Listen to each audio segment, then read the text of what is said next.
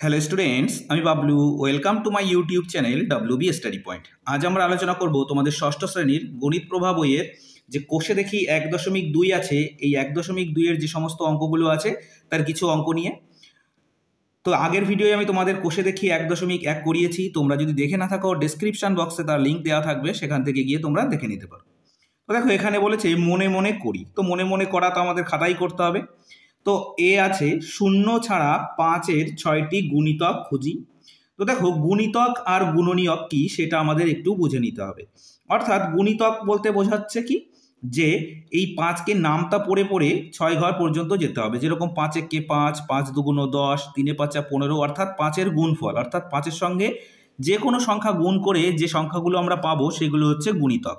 আর গুণনীয়ক কি, যদি একটা সংখ্যা দেওয়া থাকে, মনে করো 4, 4-এর গুণনীয়ক কি, অর্থাৎ 4কে কোন কোন সংখ্যা দিয়ে ভাগ করা যায় সেগুলো হচ্ছে 4-এর গুণনীয়ক।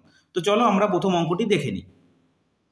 তো দেখো, 5-এর গুণিতক বলেছিল, তাহলে আমরা লিখবো 5-এর গুণিতকগুলি। 5 গুণ 1 সমান 5, 5 গুণ 2 সমান 10, এইভাবে 5 গুণ 3 সমান 15, 5 গুণ 4 সমান কত, 20, 5 গুণ 5 সমান 25, আর 5 গুণ 6 সমান 30। যেহেতু 6টি গুণিতক বের করতে বলেছিল, তো দেখো 5, 10, 15, 20, 25 আর 30, এগুলো আমাদের 5-এর গুণিতক বেরিয়ে গেছে। এবার দেখো, পরের অঙ্কটি আছে 7-এর 3টি গুণিতক খুঁজি যারা 50-এর চেয়ে বড়। অর্থাৎ এমন 3টি গুণিতক খুঁজতে হবে, 7-এর সঙ্গে গুণ করতে হবে, যেগুলো 50-এর থেকে বড় হবে। তাহলে দেখো, আমরা যদি 7-এর ঘরে নামতা পড়তে পড়তে যাই, তাহলে দেখবো আমাদের 7 আর 7 গুণ করলে হয় 49, কিন্তু সেটি 50-এর থেকে ছোট। তাহলে 7 আর 7 গুণ করা যাবে না, কত গুণ করতে হবে, 7 গুণ 8 সমান 56, 7 গুণ 9 সমান 63, আর 7 গুণ 10 সমান 70। দেখো, এই তিনটেই কিন্তু 50-এর থেকে বড়। তোমরা আরও লিখতে পারো, যেমন 7 গুণ 11 77, 7 গুণ 12 84। এইভাবে তোমরা অনেক তৈরি করতে পারো। আমি সোজাসুজি করিয়ে দিয়েছি। দেখো, 7-এর সঙ্গে 8 গুণ করলে 56 হচ্ছে, 7-এর সাথে 9 গুণ করলে 63 হয়, আর 7-এর সাথে 10 গুণ করলে 70 হয়। তোমরা শুধু 56, 63, 70 লিখলেও কিন্তু উত্তরটি ঠিক হবে। আমি শুধুমাত্র বোঝানোর জন্য, অর্থাৎ কি কি সংখ্যা গুণ করে এই নম্বরগুলো আসছে সেটার জন্যই করিয়েছি। এবার দেখো, সি আছে 2টি 2 অঙ্কের সংখ্যা ভাবি যারা 4-এর গুণিতক। অর্থাৎ 4-এর গুণিতক এমন দুটো সংখ্যা আছে যেগুলো 4-এর গুণিতক, অর্থাৎ 4 দিয়ে গুণ করে যে নম্বরগুলো পাওয়া যাচ্ছে। এখানে আমরা যদি 4 দিয়ে ভাগ করা যায় যে নম্বরগুলো, সেগুলো লিখি, তবুও কিন্তু সঠিক হবে। তো দেখো, এইভাবে আমরা লিখবো 4-এর সঙ্গে কত গুণ করলে একটা সংখ্যা আসছে যেটা 4-এর গুণিতক। যেমন 8 একটি গুণিতক বা 12 একটি গুণিতক। এইভাবে তোমরা আরও লিখতে পারো, যেমন 16 আছে, 16, 20, তোমরা এগুলোও কিন্তু লিখতে পারো, যেগুলো 4-এর গুণিতক। অর্থাৎ দেখো, 4-এর সঙ্গে 2 গুণ করলে 8 হয়, 4-এর সঙ্গে 3 গুণ করলে 12 হয়, 4-এর সাথে 4 গুণ করলে 16 হয়, আর 4-এর সাথে 5 গুণ করলে 20 হয়। কেমন? এবার দেখো, বলেছে ডিএ 4 কোন কোন সংখ্যার উৎপাদক বা গুণনীয়ক হতে পারে এমন 3টি সংখ্যা লিখি। দেখো, আমি একটু আগে বলেছিলাম গুণনীয়ক কি, অর্থাৎ যে সংখ্যাগুলোকে ভাগ, কোন কোন সংখ্যা দিয়ে ভাগ করা যায়। অর্থাৎ 4 দিয়ে যে সংখ্যাগুলোকে ভাগ করা যাবে সেই সংখ্যাগুলো লিখতে বলেছে 3টি। তাহলে দেখো, আমরা যদি লিখি এখানে 12 একটি সংখ্যা, 12কে যদি আমরা 4 দিয়ে ভাগ করি, দেখো 4 দিয়ে ভাগ করলে কত হচ্ছে, ভাগফল 3 মিলে যাচ্ছে। তাহলে 12 একটি গুণনীয়ক। তাহলে আমরা লিখবো এখানে 12, এভাবে লিখতে পারি, 16 লিখতে পারি, 16 লিখতে পারি, এবং 20 লিখতে পারি। 3টি সংখ্যা বলেছিল, তাহলে আমরা এই 3টি সংখ্যা লিখতে পারি। অর্থাৎ এদের সবার ভিতরেই কিন্তু 4 আছে, অর্থাৎ এদের এক একটি উৎপাদক 4। এবার দেখো, এফে আছে এমন 2টি সংখ্যা খুঁজি যাদের লসাগু 12 এবং যাদের যোগফল কত, 10। তো চলো, এই অঙ্কটা একটু গুরুত্বপূর্ণ আছে, ভালো করে বুঝে নাও। তো দেখো, 2টো করে সংখ্যা লিখতে বলেছিল। আমি একটি সংখ্যা মনে করে ধরো লিখলাম 1 যোগ 9, এদের যোগফল কত হচ্ছে, 10। এবার যদি লিখি 2 যোগ 8, এদের যোগফলও 10 হয়। 3 যোগ 7 যদি লিখি, এদের যোগফলও 10 হয়। 4 যোগ 6 যদি লিখি, এদের যোগফলও 10 হয়। আর 5 যোগ 5 যদি লিখি, এদের যোগফলও 10 হয়। কিন্তু আমাদের বলেছে শুধু যোগফল 10 হলেই হবে না, তাদের লসাগু হতে হবে 12। দেখো, 1 আর 9 লসাগু কত হয়, 9। অর্থাৎ আমি লিখে দিলাম লসাগু, এখানে লসাগু বলে লিখছি। 2 আর 8-এর লসাগু হয় 8, 3 আর 7-এর লসাগু হয় 21, 4 আর 6-এর লসাগু হয় 12, 5 আর 5-এর লসাগু হয় 5। এবার দেখো, আমাদের বলেছিল এমন দুটি সংখ্যা খুঁজতে যাদের লসাগু 12 এবং যোগফল 10। তাহলে সংখ্যা দুটি কি কি হবে না 4 আর 6 হবে। তাহলে আমরা লিখতে পারি অতএব সংখ্যা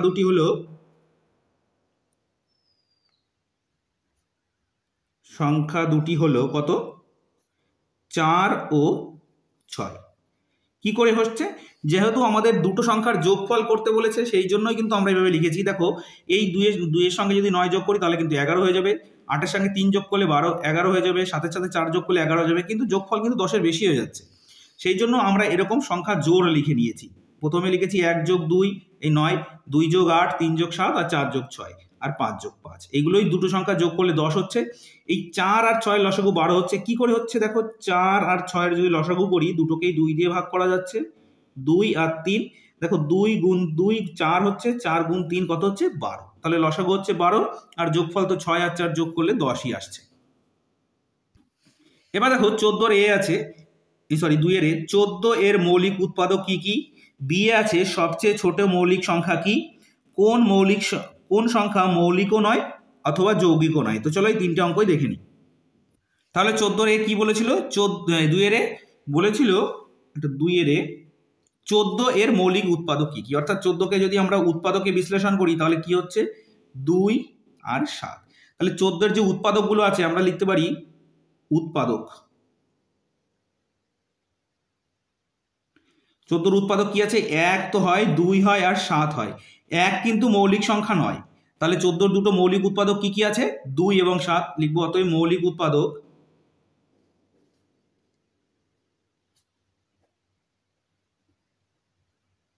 2 ও 7। 1 কিন্তু মৌলিকও নয় যৌগিকও নয়। এরপরে দেখো বি এ বলেছিল সবচেয়ে ছোট মৌলিক সংখ্যা, তাহলে আমরা লিখবো সবচেয়ে ছোট মৌলিক সংখ্যা।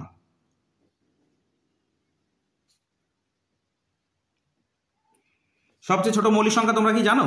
যদি জেনে না থাকো খুব ভালো করে জেনে নেবে। দেখো মৌলিক সংখ্যা কত দিয়ে শুরু হয় 2 দিয়ে, 2 এর পরে 3, তারপরে 5, তারপরে 7, তারপর 11, 13, 17, এইভাবে কিন্তু মৌলিক সংখ্যা শুরু হয়। অর্থাৎ যে সংখ্যাগুলোকে 1 এবং সেই সংখ্যা ছাড়া অন্য কোনো সংখ্যা দিয়ে ভাগ করা যায় না, অথবা যে সংখ্যাগুলোর দুটো মাত্র উৎপাদক থাকে। দেখো 2 এর কিন্তু দুটো উৎপাদক 1 আর 2, 3-এরও 1 আর 2, 5-এরও 3-এর 1 আর 3, 5-এর 1 আর 5, 7-এর 1 আর 7।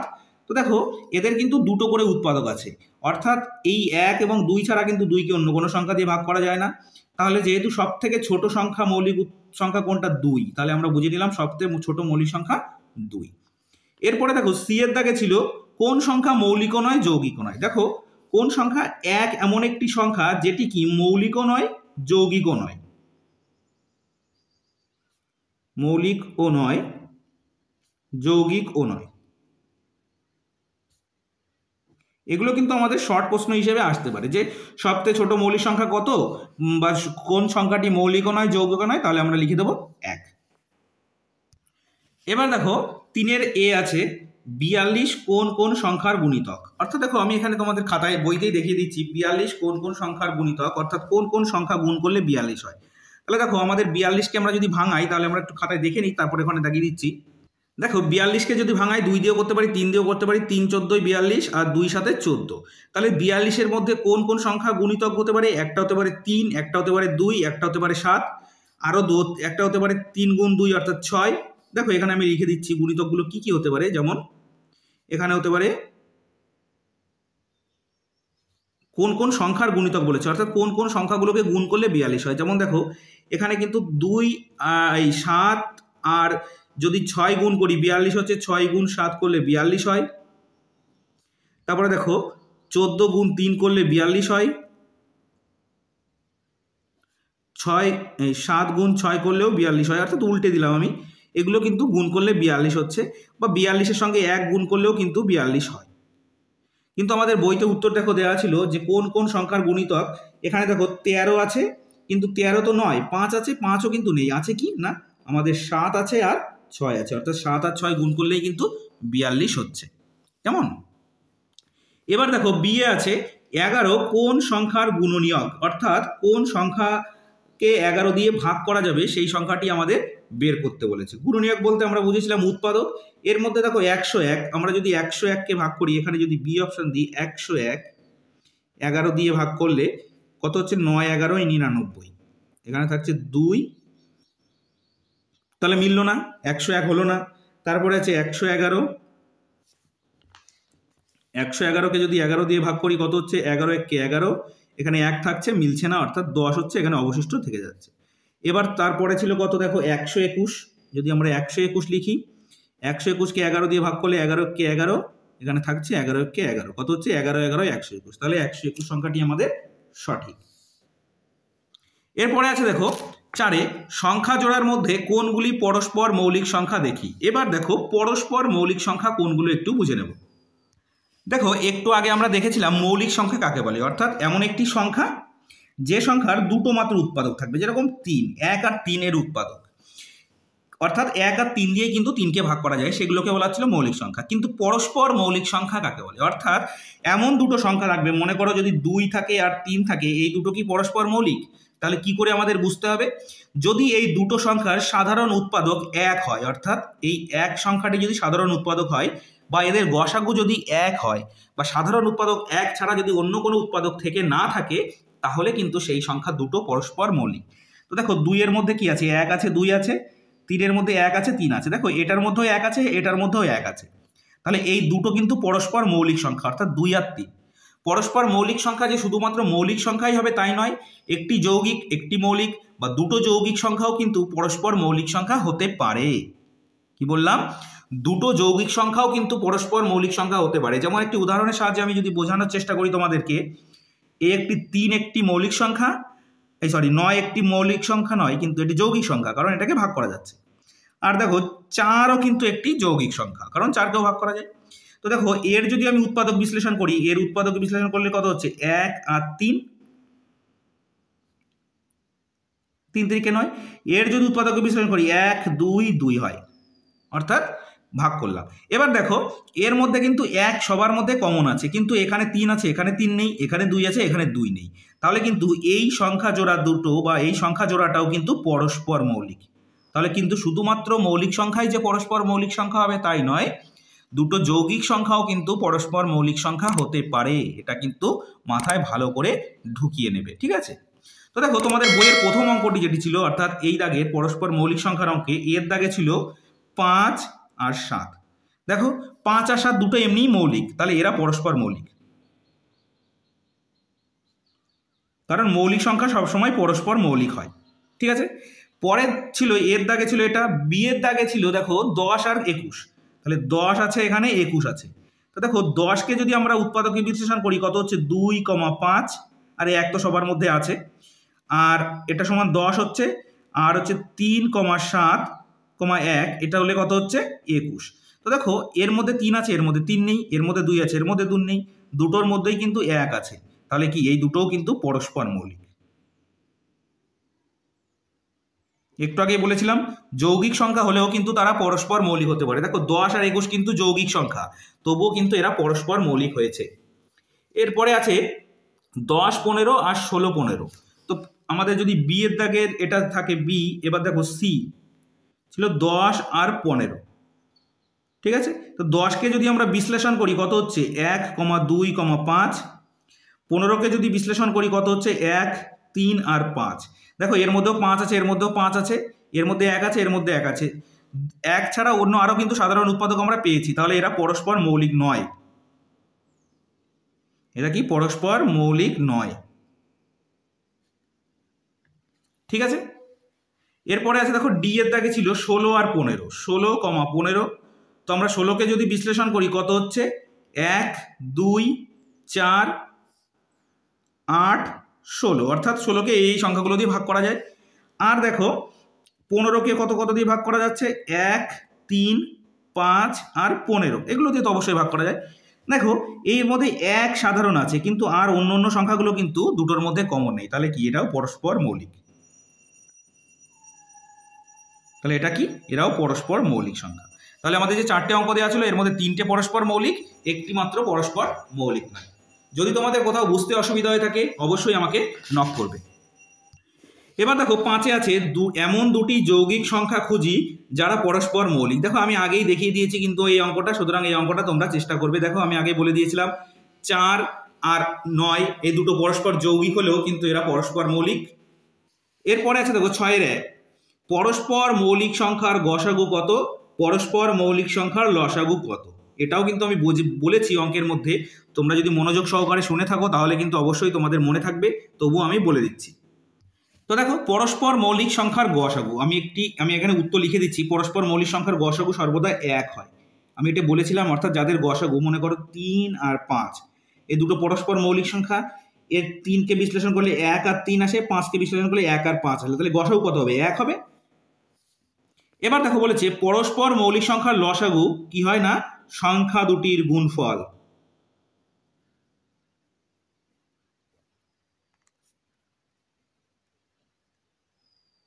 কি হচ্ছে, সংখ্যা দুটির গুণফল। কি করে, দেখো আমি যদি এরকম লিখি 3 আর 5 একই উদাহরণ দিই, এদের লসাগু যদি করি কত হচ্ছে, 3 আর 5 গুণ করলেই কিন্তু 15 আসে, তাহলে এদের লসাগু কত হচ্ছে 15।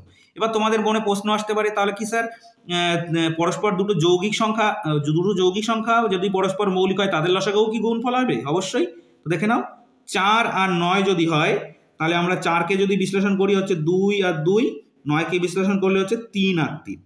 দেখো আমরা জানি কি কমন থাকলে সেটা অবশ্যই নিতে হয়, আর কমন না থাকলে সেগুলোও নিতে হয়। তাহলে কি এখান থেকে দুটো 2 গুণ করব আর এখান থেকে দুটো 3 গুণ করব, কত হচ্ছে 3 3কে 9 দুগুণ 18 দুগুণ 36। দেখো 4 আর 9 গুণ করলেও কিন্তু 36 আসে। তাহলে আমাদের বুঝতে অসুবিধা হলো না নিশ্চয়ই। পরস্পর মৌলিক সংখ্যার গসাগু সর্বদা 1 হয় এবং পরস্পর মৌলিক সংখ্যার লসাগু অবশ্যই সংখ্যা দুটির গুণফল হয়। এবার দেখো 7-এ আছে নিচের সংখ্যাগুলির 1 এবং মৌলিক উৎপাদকে বিশ্লেষণ করে গসাগু খুঁজি। অর্থাৎ 1কে বিশ্লেষণ করতে হবে এবং মৌলিক উৎপাদকে বিশ্লেষণ করতে হবে, তারপর তাদের গসাগু বের করতে হবে। তো সর্বপ্রথম এর দাগের অঙ্কটা আছে 22 আর 44। দেখো আমাদের মৌলিক উৎপাদকে বিশ্লেষণ করতে বলেছে, তাহলে সর্বপ্রথম আমরা 22কে উৎপাদকে বিশ্লেষণ করব। 2 দিয়ে যদি করি 11 দুগুণ 22, তাহলে এদের মৌলিক উৎপাদক কত হলো 1, 2, 11। মৌলিক 1 কিন্তু মৌলিক নয়, কারণ যেহেতু আমাদের 1কেও বিশ্লেষণ করতে বলেছিল এবং মৌলিক উৎপাদকে বিশ্লেষণ করতে বলেছিল, সেই জন্য আমরা লিখলাম 1, 2, 11। আর একে যদি মৌলিক উৎপাদকে বিশ্লেষণ করি 2 দিয়ে করলে হচ্ছে 22, একে 2 দিয়ে করলে হচ্ছে 11। তাহলে এদের মধ্যে কত হচ্ছে উৎপাদকের সংখ্যা 2, 2, 11 এবং কি আছে এক্সট্রা আমাদের 1 লিখতে বলেছিল। এবার দেখো গসাগু নির্ণয় করতে বলেছে। গসাগু কি, সবার মধ্যে যেগুলো কমন থাকে সেগুলোই গসাগু হয়। তাহলে আমরা লিখবো অতএব নির্ণেয় গসাগু কত হচ্ছে, দেখো 1 তো সবার মধ্যেই আছে, তো আমরা 1 লিখতে পারি, গুণ এখানে 2 আছে, এখানেও 2 আছে, এই 2টাও গুণ করতে পারি, গুণ এখানে দেখো 11 আছে, এখানেও 11 আছে, তাহলে 11 লিখতে পারি। কিন্তু এখানে একটি এক্সট্রা 2 ছিল কিন্তু এখানে নেই, সেই জন্য আমরা লিখবো না। তাহলে এর গসাগু কত হবে, 11 গুণ 2 সমান 22। কেমন? এরপরে আছে দেখো বিয়ে 54 আর 72। তো আমরা যদি বিয়ের দাগেটা লিখি 54 আর এখানে লিখবো 72, যেহেতু আমাদের উৎপাদকে বিশ্লেষণ করে গসাগু বের করতে হবে সেই জন্য আমরা এইভাবে করবো। তো একে 2 দিয়ে করব, 27 দুগুণ 54, একে যদি ভাগ করি 3 9 27, একে করলে 3 3কে 9। তাহলে এখানে কত হচ্ছে 2, 3, 3, 3, বা এখানে গুণ চিহ্ন দিয়েও তোমরা লিখতে পারো। আর 72কে যদি করি 2 দিয়ে হচ্ছে 36, একে 2 দিয়ে করলে হচ্ছে 18, একে 2 দিয়ে করলে 9, একে 3 দিয়ে করলে 3। এখানে হচ্ছে 2, 2, 2, তারপর আবার দুটো 3। তাহলে এগুলো কিন্তু আমাদের উৎপাদকে বিশ্লেষণ হয়ে গেল। এবার গসাগু করতে হবে, অতএব গসাগু লিখব। গসাগু বলেছিলাম সবার মধ্যে কমন আছে। কি সবার মধ্যে কমন আছে, 1 তো সবার মধ্যেই আছে, লিখে নিলাম। এবার দেখো এখানে একটা 2 আছে, এখানে একটা 2 আছে, নিলাম একটা 2, গুণ এখানে একটা 3 আছে, এখানে একটা 3 আছে, নিলাম একটা 3, গুণ এখানে আরো একটা 3 আছে, এখানেও আর একটা 3 আছে, তাহলে এই 3টাও নিয়ে নিলাম। এবার দেখো এখানে একটা এক্সট্রা 3 আছে, এখানে নেই, এখানে দুটো 2 আছে, এখানে নেই, সুতরাং নেওয়ার প্রয়োজন নেই। তাহলে কি হচ্ছে 3 3কে 9 দুগুণ কত হচ্ছে 18। তাহলে এর উৎপাদক কত হচ্ছে 18। নিশ্চয়ই তোমাদের কোনো অসুবিধা হচ্ছে না বুঝতে। যদি কোথাও বুঝতে অসুবিধা হয়ে থাকে অবশ্যই আমাকে জানাবে। এরপরে দেখো সি আর ডি এর দাগে দুটো অঙ্ক একই রকম দেওয়া আছে, আমি আর করছি না। এরপরে 3 সংখ্যার একটি অঙ্ক আছে, অর্থাৎ ই এর দাগে এবং এফ এর দাগে 3 সংখ্যার অঙ্ক আছে, আমি এই দুটো অঙ্ক করিয়ে দিচ্ছি। দেখো আছে 28, 35 আর 49। তাহলে 28কে আগে উৎপাদকে বিশ্লেষণ করব। একে 2 দিয়ে ভাগ করলে হয় 14, এই 14কে আবার 2 দিয়ে ভাগ করলে হচ্ছে 7, একে 5 দিয়ে যায়, 5 7 35, একে 7 দিয়ে যায়, 7 7 49। এবার দেখবো এদের মধ্যে কমন কি আছে। দেখো একে যদি আমি বিশ্লেষণ করি কত হচ্ছে 1 গুণ 2 গুণ 2 গুণ 7, একে বিশ্লেষণ করলে 1 গুণ 5 গুণ 7, একে বিশ্লেষণ করলে 1 গুণ 7 গুণ 7, কারণ এক তো আমাদের লিখতেই বলেছিল। অতএব গসাগু যদি আমরা করতে চাই কি হবে, সবার মধ্যে যেটা কমন আছে কি আছে, 1 কমন আছে, আর দেখো সবার মধ্যে 7 সংখ্যাটা আছে, তাহলে লিখবো 7। অন্য সংখ্যাগুলো কিন্তু নেই, তাহলে আমাদের উৎপাদক কি, এই গসাগু কি হয়ে যাবে, উত্তর 7। 3 সংখ্যার অঙ্ক হলেও অঙ্কটা কিন্তু অনেকটাই ছোট। এরপরে এফ এর দাগটা আমরা একটু দেখে নেব কি আছে, 30, 72 আর 96। একে ভাগ করি আমরা, উৎপাদক 30 কে 15 হচ্ছে 2 দিয়ে, 3 দিয়ে 5, একে যদি 2 দিয়ে করি 36, একে 2 দিয়ে করলে 18, একে 2 9, একে 3 3। এবার 96 কে করবো 2 দিয়ে, 4 দুগুণ 8, 8 দুগুণ 16 48, একে 2 দিয়ে করলে হচ্ছে 24, একে যদি আবার 2 দিয়ে ভাগ করি কত হচ্ছে 12, একে 2 দিয়ে করলে 6, একে 2 দিয়ে করলে 3।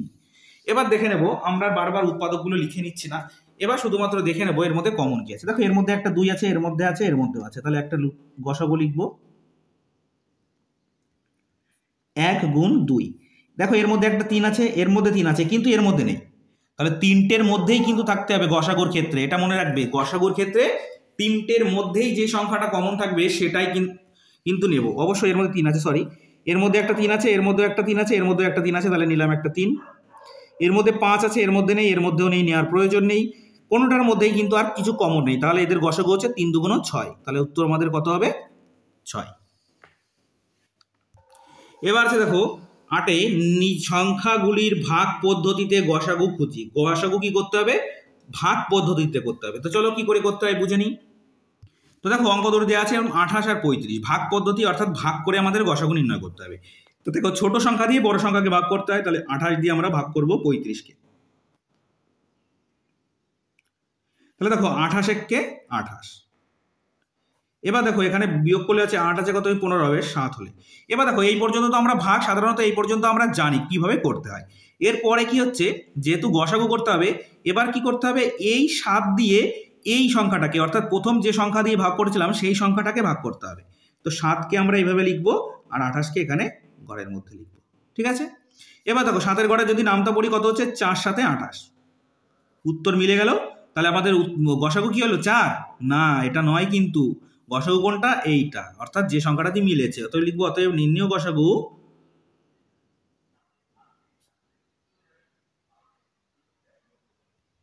কত, 7। অবশ্যই কিন্তু এই সংখ্যাটা করলেই কিন্তু একদম ভুল হয়ে যাবে। এরপর দেখো বি এর দাগের অঙ্কটি ছিল কি বলেছিল আমাদের, দেখে নিই। বলেছে 54 আর 72, অর্থাৎ আমরা 54 দিয়ে 72কে ভাগ করব। কিভাবে, 54 একে 54। এবার দেখো 4 আছে কত হলে 12 হবে, 8 হলে হাতে কিন্তু আমার থাকছে 1, 5 রেখে 6 আছে কত হলে 7 হবে, 1 হলে 18। এবার কি বলেছিলাম, অর্থাৎ যেটা অবশিষ্ট থাকবে সেই অবশিষ্টটা দিয়ে প্রথম যে সংখ্যাটা দিয়ে ভাগ করেছিলাম সেই সংখ্যাকে ভাগ করব। তাহলে 18 দিয়ে যদি 54কে ভাগ করি, 18 ঘরের নামটা যদি তোমরা জেনে না থাকো তাহলে জেনে নেবে, অবশ্যই মুখস্থ করে রাখবে 20 পর্যন্ত। তাহলে 3 18 কত হচ্ছে, 54। তাহলে আমাদের গসাগু কত হলো না, অবশ্যই 18। তাহলে আমাদের গসাগু হবে 18। অবশ্যই যে সংখ্যাটা দিয়ে শেষে মিলছে সেটাই কিন্তু আমাদের গসাগু হয়, যেহেতু ভাগ পদ্ধতিতে। তো দেখো এরপরে সি এর দাগের যে অঙ্কটি আছে 27 এবং 63, এটি তোমরা নিজেরা করো। আমি ডি এর দাগে 25 35 এবং 45, এই যে 3টে সংখ্যা দিয়ে আছে সেটা করিয়ে দিচ্ছি। কত আছে, 25 35 আর 45। সর্বপ্রথম এই দুটো সংখ্যাকে ভাগ করব। কি করে ভাগ করতে হচ্ছে একটু দেখে নাও। একই রকমভাবে 35 একে ভাগ করব কত দিয়ে, 25 দিয়ে। তো তোমরা উপরেও লিখতে পারো, সাইডেও লিখতে পারো। তো দেখো 25 1কে 25, বিয়োগ করলে কত থাকে, 10। এবার দেখো এই 10 দিয়ে 25কে ভাগ করতে হবে, তাহলে 10কে আমরা এই পাশে রেখে 25কে মাঝখানে নিয়ে গিয়ে এখানে দাগ দিয়ে দেবো। 10 1কে 10, দেখো এখানে কিন্তু মিলছে না, সরি, 10 দুগুণ 20, 10 দুগুণ 20 হলো। এদের বিয়োগফল কত হচ্ছে, 5। এইবার এই 5 দিয়ে এই সংখ্যাটাকে ভাগ করব, তাহলে এখানে লিখবো 10, 5 দুগুণ কত হচ্ছে 10, মিলে গেল। তাহলে এখানের সংখ্যাটি কত বেরোলো, 5। যদি দুটো সংখ্যা থাকতো তাহলে কিন্তু গসাগু তো 5, যেহেতু আরও একটি সংখ্যা আছে, কি করতে হবে, এই 45কে আবার 5 দিয়ে ভাগ করতে হবে। তো দেখো 5 9 45 মিলে গেল। যদি মিলে যায় তাহলে এই সংখ্যাটা গসাগু, মিলে না গিয়ে অবশিষ্ট থাকলে আবার ভাগ এই পদ্ধতিতে করতে করতে যে সংখ্যাটা দিয়ে শেষে মিলবে সেটা আমাদের গসাগু হবে। তাহলে এখানের গসাগু কত হবে, অতএব নির্ণয় গসাগু হবে 5। তাহলে লিখবো নির্ণয় গসাগু 5। ঠিক আছে, তো দেখো এই 3 সংখ্যার অঙ্ক আরও একটি দেওয়া আছে, সেটিও আমরা একটু দেখে নেব কি আছে। 48, 72 আর 96। তো চলো দেখে নিই। 48 আছে, 72 আছে আর 96 আছে। তো সর্বপ্রথম এই দুটো সংখ্যার মধ্যে ভাগ করব। তাহলে 48 দিয়ে ভাগ করবো কতকে? 72কে। দেখো 48 আর কি 48, 48 দুগুণ কত হচ্ছে? 96 হয়ে যায়। তাহলে বেশি হয়ে যাচ্ছে, একবার দেবো। 48 একে 48, 8 আছে কত হলে 12 হবে, 4 হলে হাতে 1, 4 একে 5, 5 আছে কত হলে 7 হবে 2। তো দেখো 24 দিয়ে এবার কাকে ভাগ করবো? এই 48কে। 24 2 বারে যায় 48 হয়ে যায়। তাহলে এখানে উত্তর বেরিয়েছে আমাদের 24। এবার কি করতে হবে? 24 দিয়ে 96কে ভাগ করতে হবে। তাহলে আমরা এই 24 এখানে লিখবো, এখানে লিখবো 96। তো দেখো এখানে 6 আছে, 4-এর সাথে কত গুণ করলে 6 আসে? 4 4 16। তো আমরা দেখি 4 দেওয়া যায় কিনা। 4 4 16, 6 হাতে 1, 4 2 8 1 9। হ্যাঁ, মিলে গেল। তাহলে আমাদের উত্তর হলো কত? 4 না, উত্তর হলো কত আমাদের? 24। তাহলে আমরা লিখবো অতএব নির্ণয় গসাগু কত? 24। আমাদের গসাগুটা কিন্তু 24 বেরিয়েছে। ঠিক আছে, তো দেখো আজকে আমরা 8-এর দাগ পর্যন্ত অঙ্ক করে সমাপ্তি করছি। এর পরের দিন আমরা 9-এর দাগের থেকে যে অঙ্কগুলো আছে সেই অঙ্কগুলো নিয়ে আলোচনা করব। আর আজকের ভিডিও যদি তোমাদের ভালো লেগে থাকে অবশ্যই লাইক করবে এবং চ্যানেলটি সাবস্ক্রাইব করে নিয়ে বেল নোটিফিকেশান অল করে রাখবে পরবর্তী সমস্ত গুরুত্বপূর্ণ ভিডিওগুলোর নোটিফিকেশান পাওয়ার জন্য। তো চলো আজ এই পর্যন্তই, নেক্সট ভিডিওয়ে আবার দেখা হচ্ছে। Thank you for watching.